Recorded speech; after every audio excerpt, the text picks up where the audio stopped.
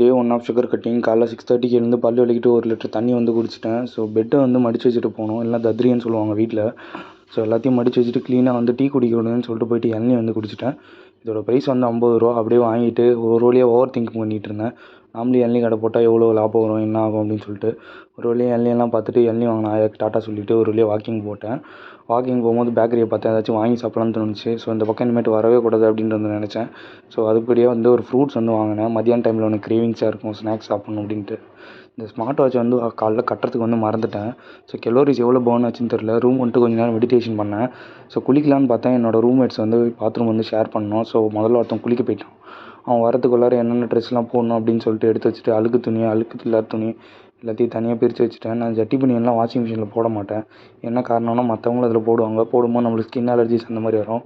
Dress, pant அது மட்டும் தான் போடுவேன். எல்லாத்தையும் பிரித்து வச்சுட்டு கட்டில் என்ன இருக்குது அப்படின்னு சொல்லிட்டு அடிக்கடி பாருங்கள். அப்போ தான் நிறைய திங்ஸ் நம்மளுக்கே மிஸ் ஆன திங்ஸ்லாம் கட்டில் கிடக்கும்.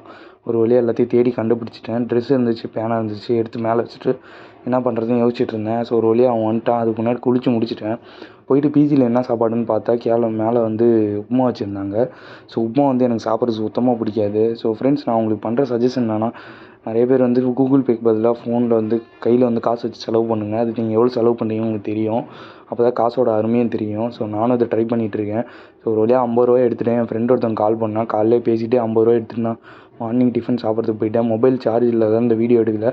9:30க்கு மீட்டிங் இருந்தது, அதை அட்டன் பண்ணி முடிச்சிட்டேன். என் டிஎல் என்னை கடைசியாக தான் கூப்பிடுவார். கேட்டு ரெக்குயர்மெண்ட் காட்டிட்டு